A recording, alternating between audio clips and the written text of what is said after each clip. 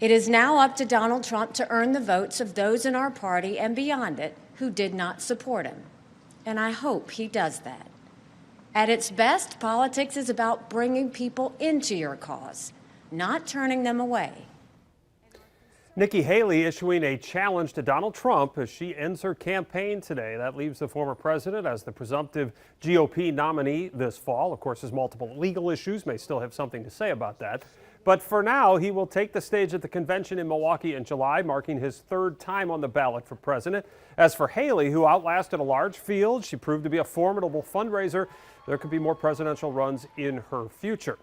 And Wisconsin receiving more attention from the White House today. Vice President Kamala Harris in Madison this afternoon, just a few days after First Lady Jill Biden was in Waukesha. President Joe Biden was quick today to invite supporters of Nikki Haley to join forces, saying there's room for her supporters in his campaign for re-election. Harris telling supporters today this election will be about what kind of country they want to live in. This is an election that in so many ways is going to really determine what we prioritize in terms of how we measure the strength of leadership. You know, frankly, I think that over the last several years there's been this perversion around that, right? Which is to suggest that the measure of the strength of a leader is based on who you beat down instead of who you lift up. And again, barring legal jeopardy, we are headed for a redo of the 2020 election, Joe Biden and Donald Trump. Now, it may look different. There's been talk of no debates. The former president may be spending a lot of time in court, but the candidates look like they will be the same. So what will that look like in Wisconsin these next 8 months leading up to the election? And for a glimpse into that, we welcome in Craig Gilbert, the longtime political writer with the Milwaukee Journal-Sentinel, now a fellow at Marquette University's Law School Lubar Center for Public Policy Research and Civil Education. So, Craig, Nikki Haley did not endorse Donald Trump this morning. He has said in the past he does not welcome her supporters. Of course, he can change his mind at any time. We've seen that before. What do you think that courtship is going to look like here in the state of Wisconsin? Well, I do think he needs her supporters. Maybe not all of them, because I think some of the people voting for Nikki Haley in these primaries are never going to be Trump voters. Some of them may be independents and or Democrats who wanted to cast a vote against Donald Trump in a Republican primary. But in the state of Wisconsin, you know, Donald Trump, his ceiling has been under 50% in 2 elections. And he's got a very narrow margin for victory, a narrow path to victory. So I think he needs to do some things. I mean, obviously, Joe Biden has his own problems, but Donald Trump needs to do some things to try to broaden his coalition. And, you know, we know that in places like the outer suburbs of Milwaukee, where you have a lot of suburban voters, many college-educated voters, these are kind of areas of weakness for Donald Trump. All right, I want to get to those counties in just a second, but let me go back to this real quickly because you pointed out about his slim margin, Donald Trump in Wisconsin.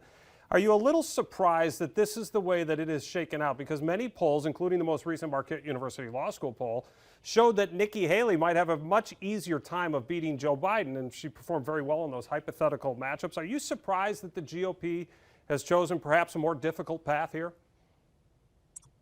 No, I mean, it's not a shock. I mean, Donald Trump has had a kind of a hold on his party for some time now. I think many people thought going back maybe a year ago that it would be more of a race for the Republican nomination. But I think some things have happened, including the fact that, you know, Donald Trump finding himself in legal jeopardy has probably bolstered his support from Republicans. You know, one of Nikki Haley's big arguments, of course, is electability. And she has a pretty good argument. I mean, like you said, the general election polling, she does better on paper right now than Donald Trump does in these matchups with Joe Biden. But the fact that Joe Biden has, you know, kind of lingered in the polling, you know, underwater in his approval rating, and now he's generally trailing Donald Trump in head-to-head matchups in the battleground states this many months before the election, has probably taken some of the punch, or took some of the punch out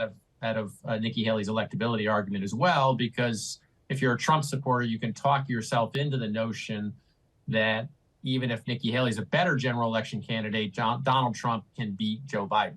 So how challenged do you think? You pay a lot of attention to polls, obviously, and you do a lot of research after the fact to see how close the polls were. How challenging will this be for pollsters, you think? Because there is a large swath of the country that has a little bit of fatigue over this rematch, right? Maybe doesn't even want to see it.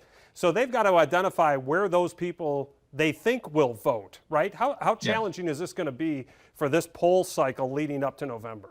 So I think the two big caveats here are in any race that, we expect to be close and that has a history of being close, like it was in 2020, the polls aren't going to really tell you who's going to win. They're just going to reflect the fact that it's a close race.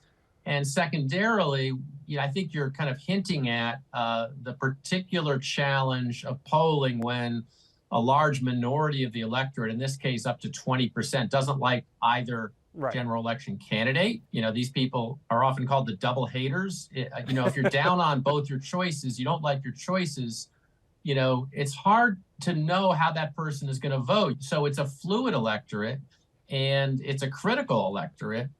We've seen an election decided in 2016 by the voters that didn't like either Donald Trump or Hillary Clinton. And now we're going to see an election decided in 2024 by the voters who don't like either Joe Biden or Donald Trump, because they're both, underwater with very high negatives.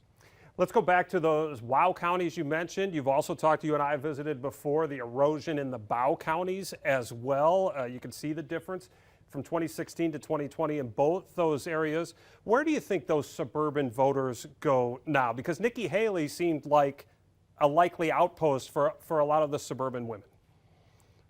Yeah, so the big question has been whether the Republican Party can arrest its erosion in these kinds of places with these kinds of voters.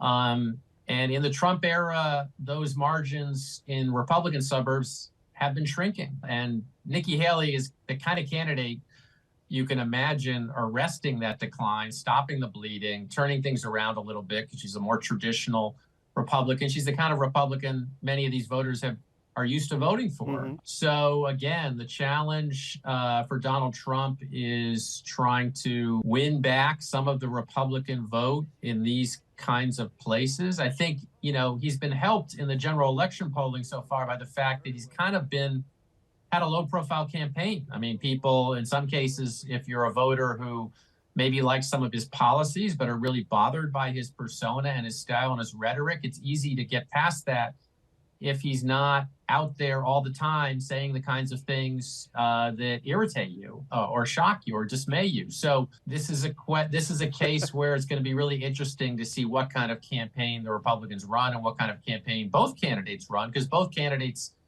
have these liabilities and they haven't been very active on the campaign trail. And so are we going to get kind of a pseudo campaign and a non-campaign, or are we going to see a lot of both candidates like you would expect in a state like Wisconsin in a presidential campaign in this day and age? It sure seems like it will be unconventional at the very least. Craig, good to see you again. Thanks so much. Look forward to visiting with you throughout this election year.